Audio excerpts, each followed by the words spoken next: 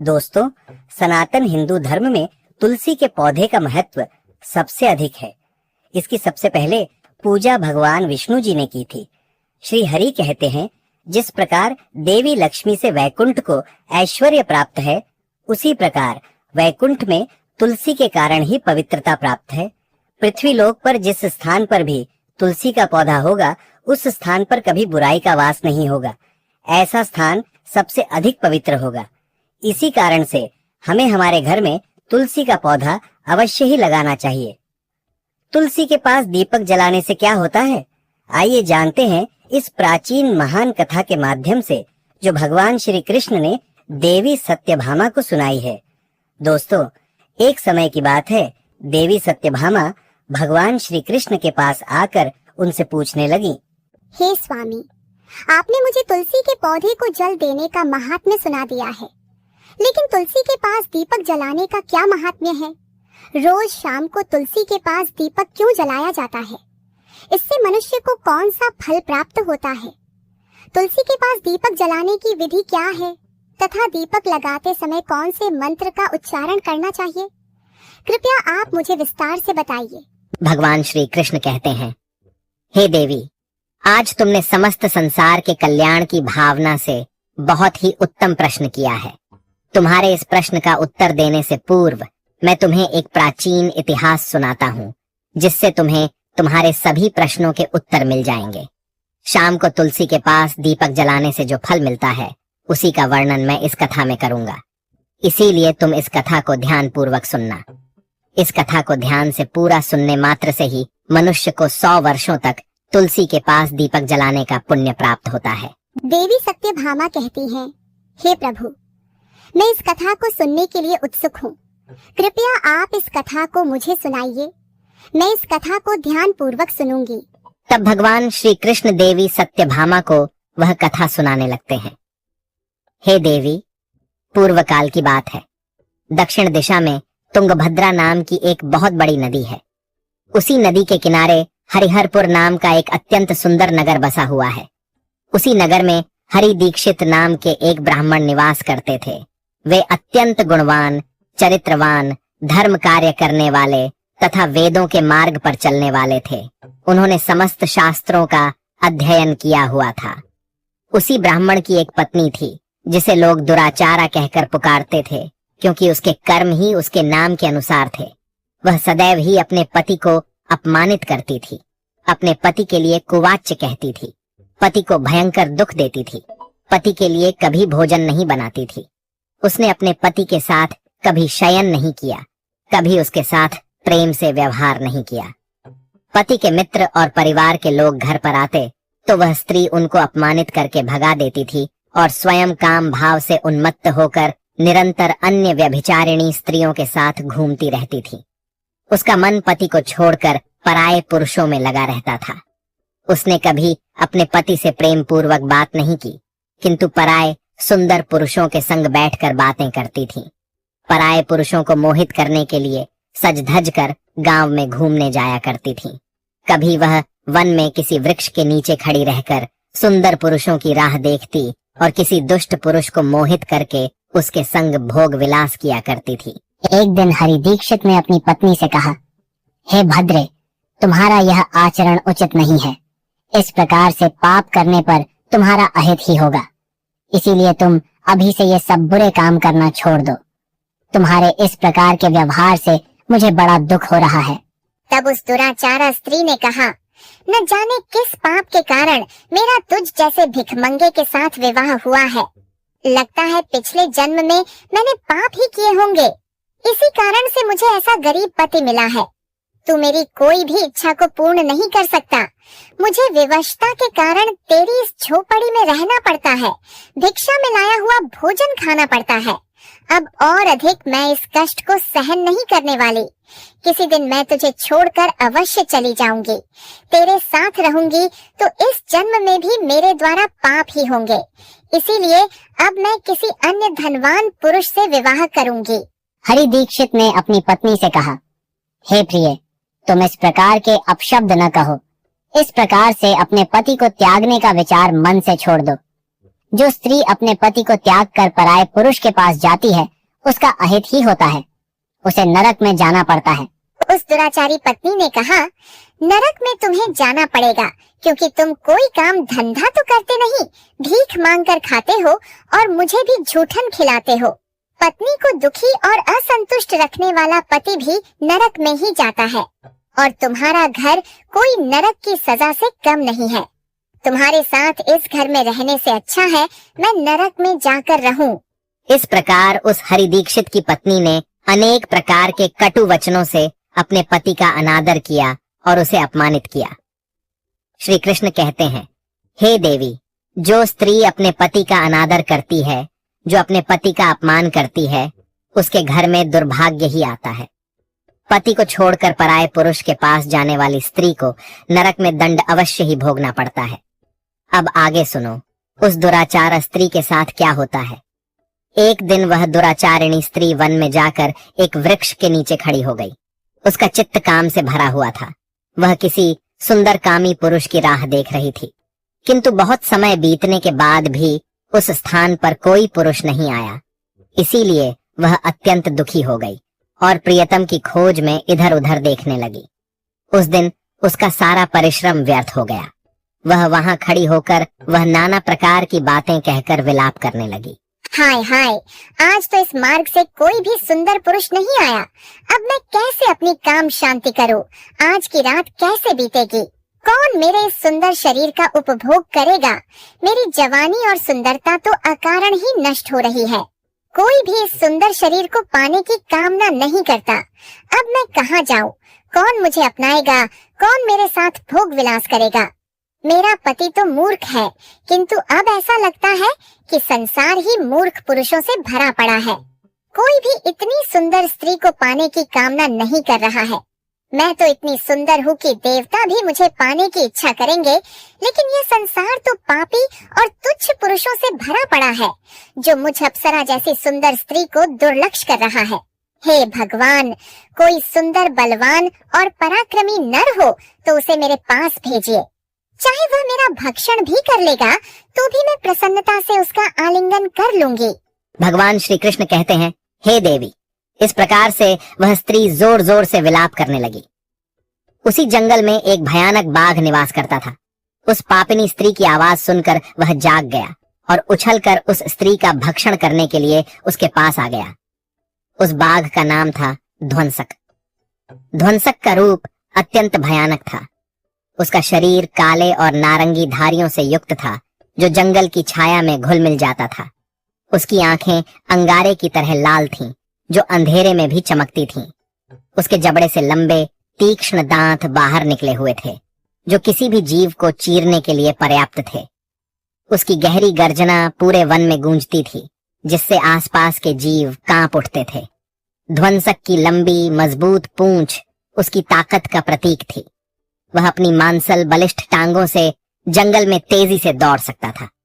ध्वंसक का पूरा शरीर शक्तिशाली मांसपेशियों से भरा हुआ था, जिससे वह एक ही झपट्टे में अपने शिकार को धराशायी कर सकता था।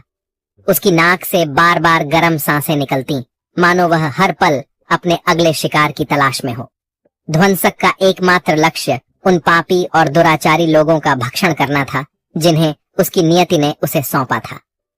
उस भयंकर बाघ को अपने सामने खड़ा हुआ देखकर उस स्त्री के पसीने छूटने लगे। वह भय से थरथर कांपने लगी। वह स्त्री कुछ करती, इतने में ही उस बाघ ने अपने पंजे से उसे घायल कर दिया और वह स्त्री जमीन पर गिर पड़ी। जमीन पर गिरते ही वह स्त्री चिल्लाते हुए बोली, अरे बाघ, तू किस लिए यहाँ पर आया है? मुझे क्यों मार रहा है? मैं यहाँ पर अपने प्रियतम को खोज रही थी। तू मुझे छोड़ दे। मेरा भक्षण करके तुझे क्या मिलेगा? उस स्त्री की यह बात सुनकर वह भयानक बाघ क्षण भर के लिए रुक गया और हंसते हुए बोला, हे दुष्टा, आज विधाता ने तुझे मेरा ग्रास नियुक्त किया है। तुझ जैसी पापिनी स्त्रियों का भक्षण करना ही मेरा काम है, तभी मुझे इस शरीर से मुक्ति मिलेगी। वह स्त्री कहने लगी, हे बाघ, तुम कौन हो? मुझे सच सच बताओ। तुम्हें किस कारण से बाघ होना पड़ा और तुम मुझ जैसी स्त्रियों का भक्षण क्यों करते हो? पहले मुझे सारी बात बताओ और फिर मेरा भक्षण करो। फिर ध्वंसक नाम का वह बाघ कहने लगा, हे पापिनी, मैं तुम्हें मेरे पूर्व जन्म का वृत्तांत सुनाता हूँ कि किस कारण से मुझे बाघ होना पड़ा। पूर्व काल में दक्षिण देश में अमलापहा नाम की एक पवित्र नदी बहती थी। उसी नदी के तट पर मुनिपर्णा नाम की एक नगरी बसी हुई थी। यह नगरी अपने सुंदर मंदिरों, शांत वातावरण और धार्मिक अनुष्ठानों के लिए प्रसिद्ध थी। वहाँ एक ब्राह्मण का परिवार निवास करता था। मैं उस परिवार में जन्मा था। मेरा नाम वेदानंद था। मेरे पिता एक आदर्श ब्राह्मण थे जो यज्ञ, हवन और धार्मिक अनुष्ठानों का पालन करते थे। उस बाघ ने आगे कहा, हे स्त्री, मैंने अपनी किशोरावस्था में वेदों का अध्ययन किया और यज्ञ आदि धार्मिक कार्यों में पारंगत हो गया। लेकिन जैसे जैसे मैं बड़ा हुआ, मेरे मन में धन का लोभ बढ़ता गया। अनेक यज्ञों का आयोजन किया, लेकिन वे यज्ञ धार्मिक उद्देश्य से नहीं बल्कि धन संग्रह के लिए थे। मैं उन पापियों के लिए भी यज्ञ करता था जो धर्म से दूर थे और उनके घर का भोजन करता था। मैंने धन के लोभ में उनके अनैतिक कार्यों का समर्थन भी किया। धर्म के मार्ग से भटकते हुए मैंने उन वस्तुओं का दान भी स्वीकार किया जिन्हें ब्राह्मण को नहीं लेना चाहिए।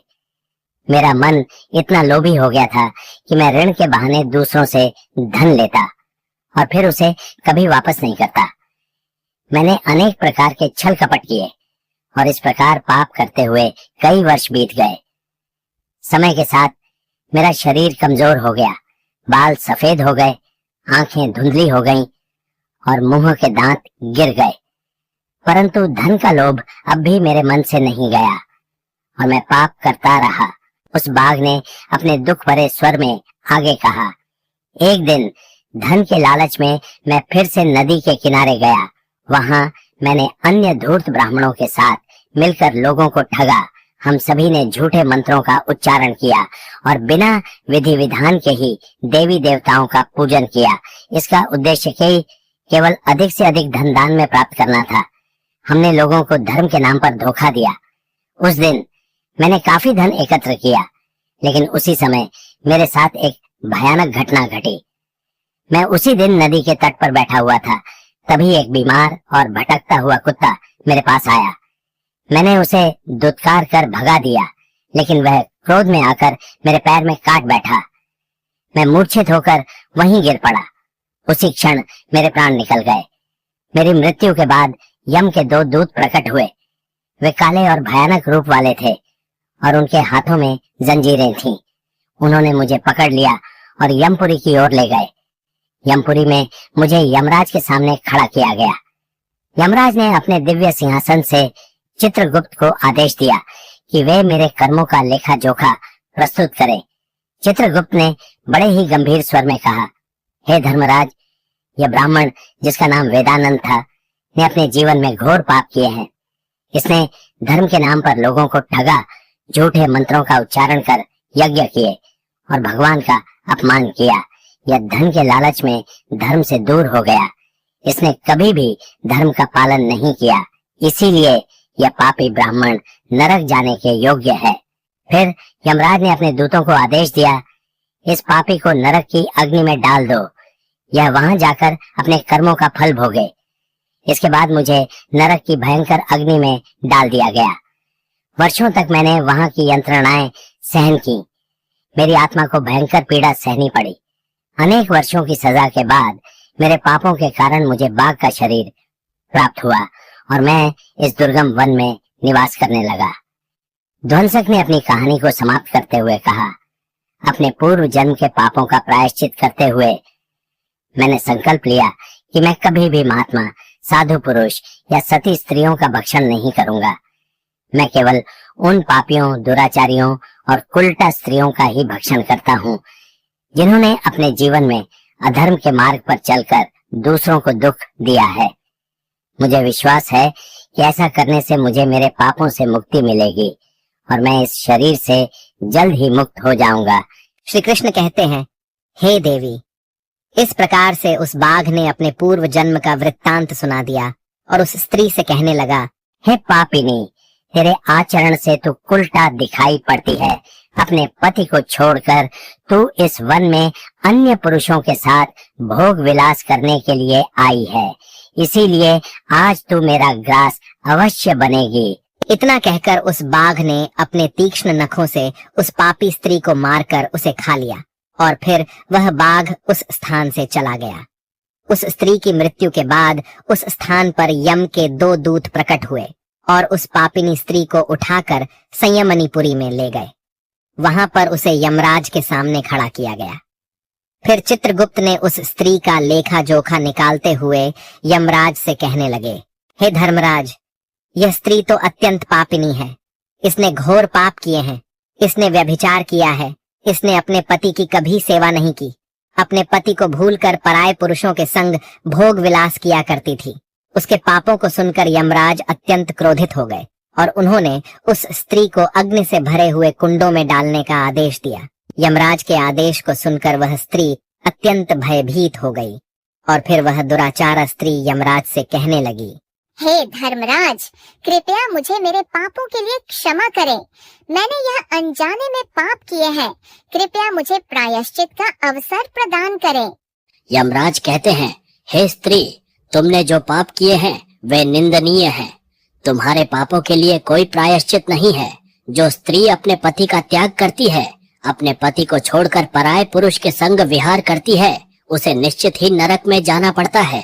इसीलिए अब तुम्हें नरक की यातनाएं भोगनी ही पड़ेगी। फिर यमराज ने अपने दूतों से कहा, हे दूतों, इस पापी स्त्री को ले जाओ और इसे भयंकर नरकों में डाल दो। यह उसी के योग्य है। फिर यम के दूत उस स्त्री को नरक में ले जाते हैं। फिर अनेक वर्षों तक उसे जलते हुए तेल के कुंड में पकाया गया। फिर उसे निकालकर रौरव नामक नरक में डाल दिया गया। इस प्रकार से उसे अनेक वर्षों तक अलग अलग नरकों में डाला गया। नरक में कष्ट भोगने के बाद वह महापापिनी स्त्री पुनः पृथ्वी लोक पर आकर चांडालिनी के रूप में उत्पन्न हुई। चांडाल के घर में जन्म लेकर वह फिर से अनेक पाप करने लगी, व्यभिचार करने लगी, अनेक पापी पुरुषों के संग विहार करने लगी। फिर कुछ समय बाद पूर्व जन्म के पापों के कारण उसे कोढ़ का रोग हो गया और वह भयानक पीड़ा सहन करने लगी। उसका अंग अंग जलने लगा। उसके नेत्रों में पीड़ा होने लगी। इस दुख को सहन करती हुई वह दिन बिताने लगी। फिर एक दिन वह तीर्थ में स्नान करने के उद्देश्य से अंतपुर में चली गई। वहां पर वह एक आश्रम के बाहर निवास करने लगी। उस आश्रम में एक तुलसी का पौधा था। अन्य स्त्रियों को वहां पर तुलसी के पास दीपक जलाते हुए देखकर उस पापी स्त्री को बड़ा आश्चर्य हुआ। फिर एक दिन वहां पर निवास करने वाले एक साधु से उस स्त्री ने पूछा, हे साधु महाराज, यह कौन सा पौधा है और यह स्त्रियां इसके नीचे दीपक क्यों जला रही हैं? तब उस साधु ने कहा, हे कल्याणी, यह अत्यंत पवित्र तुलसी का पौधा है। इसके दर्शन करने मात्र से ही संकटों का नाश होता है।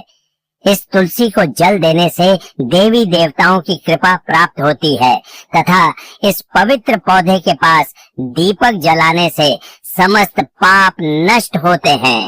उस साधु की बात सुनकर उस स्त्री को बड़ी प्रसन्नता हुई और उसने साधु से कहा, हे साधु महाराज, यदि कोई अत्यंत पापिनी स्त्री भी इसके पास दीपक जलाएगी तो उसके पाप नष्ट होंगे क्या?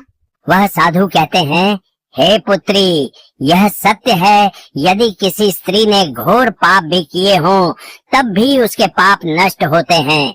उसके सभी जन्मों के पाप भी तुलसी के पास दीपक जलाने से नष्ट होते हैं। किंतु हे पुत्री, तुम कौन हो और किस कारण से यह प्रश्न पूछ रही हो? वह स्त्री कहती है, हे साधु महाराज, मैं महापापिनी हूँ। मैंने व्यभिचार किया है तथा अनेक प्रकार के पाप किए हैं। मेरे पापों के कारण ही मेरी ऐसी दुर्दशा हुई है। कृपया मुझे पापों से मुक्ति का उपाय बताइए। साधु कहते हैं, हे पुत्री, अब से तुम नित्य इस तुलसी के पास दीपक जलाओ। तुम्हारे समस्त पाप और दोष समाप्त हो जाएंगे। उस साधु की बात सुनकर उस पापी स्त्री ने भी वही किया। उसने तुलसी के पौधे के पास एक दीपक जला दिया।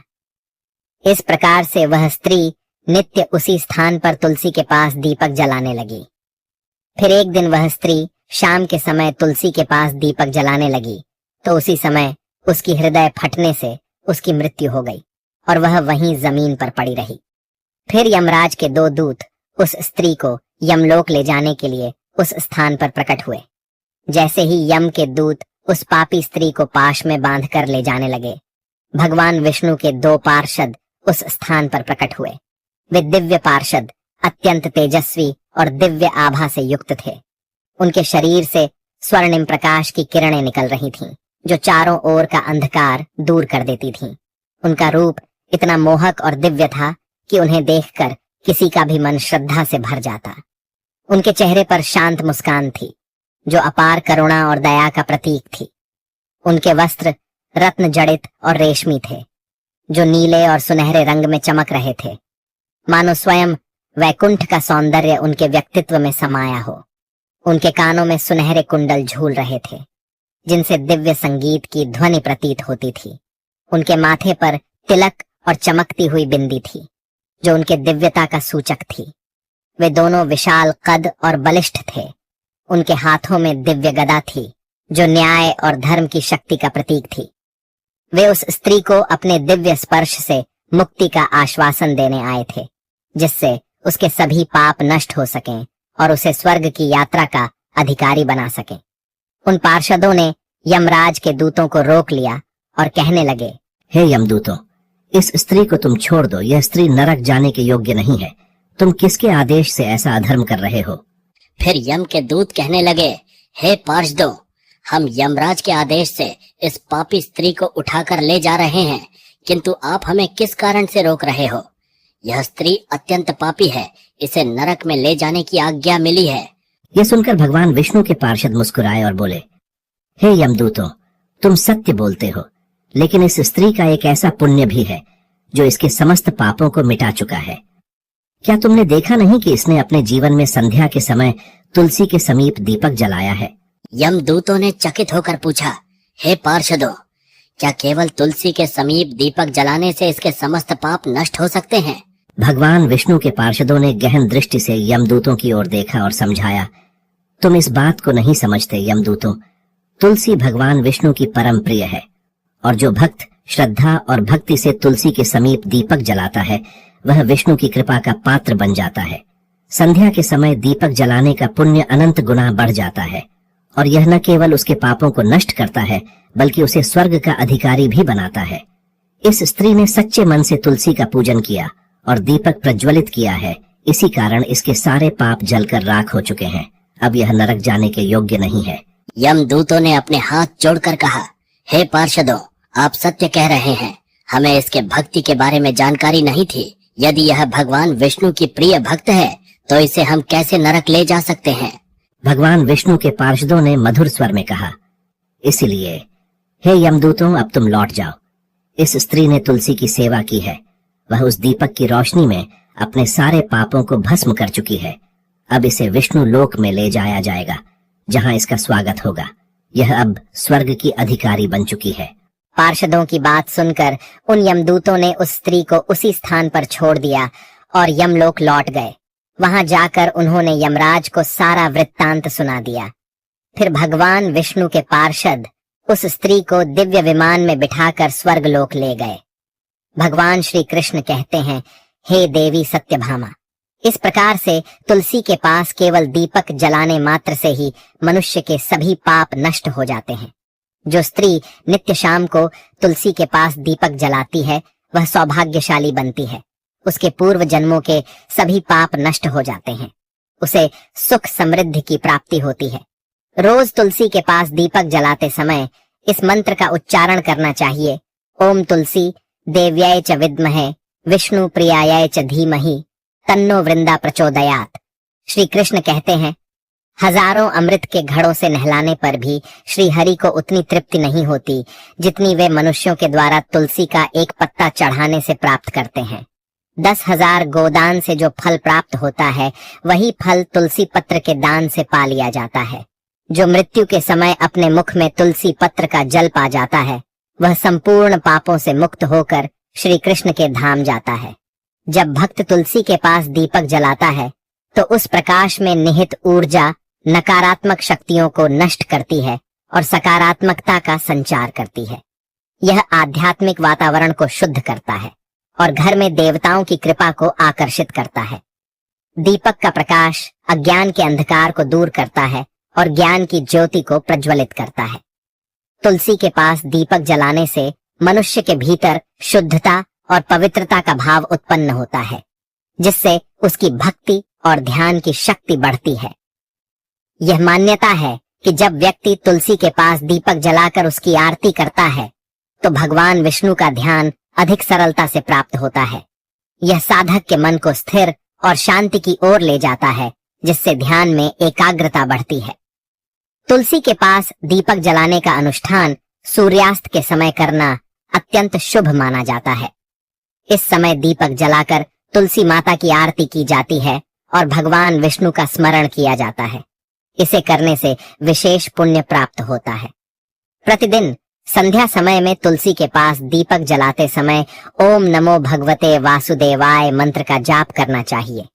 यह मंत्र घर की नकारात्मकता को दूर करता है और भगवान विष्णु की कृपा प्राप्त करता है।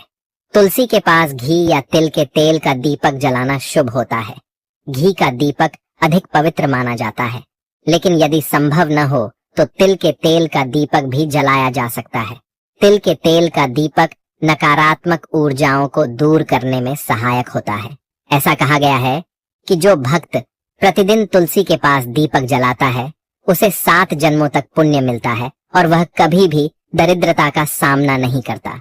उसके घर परिवार में हमेशा सुख शांति और खुशहाली बनी रहती है। धार्मिक ग्रंथों में वर्णित है कि तुलसी के पास दीपक जलाने से पितृदोष, ग्रह दोष और काल सर्प दोष जैसी बाधाएं भी दूर हो सकती हैं। इस उपाय से घर में नकारात्मक ऊर्जा का नाश होता है और सकारात्मक ऊर्जा का संचार होता है। तुलसी के पास दीपक जलाने से आत्मा की शुद्धि होती है और यह जन्म जन्मांतर के पापों का नाश करता है। इससे आत्मा को शांति मिलती है और व्यक्ति को सद्गति प्राप्त होती है। यह भी कहा गया है कि यदि कोई व्यक्ति जीवन के अंतिम दिनों में तुलसी के पास दीपक जलाकर भगवान का स्मरण करता है तो उसे मृत्यु के बाद यमदूतों का भय नहीं रहता और उसे सीधे भगवान के धाम में स्थान मिलता है। तुलसी के पास दीपक जलाने से देवी लक्ष्मी का आशीर्वाद मिलता है, जिससे व्यक्ति के जीवन में कभी आर्थिक संकट नहीं आता और हमेशा समृद्धि का वास रहता है। तो दोस्तों, इस प्रकार से भगवान श्री कृष्ण ने तुलसी के पौधे के पास दीपक जलाने का महत्व बताया है। आपको यह कथा कैसी लगी कृपया कमेंट करके जरूर बताएं। जानकारी अच्छी लगी तो वीडियो को लाइक जरूर करें। कमेंट में जय श्री कृष्ण, जय मां तुलसी जरूर लिखें। साथ ही चैनल को सब्सक्राइब करें। आप सभी का धन्यवाद।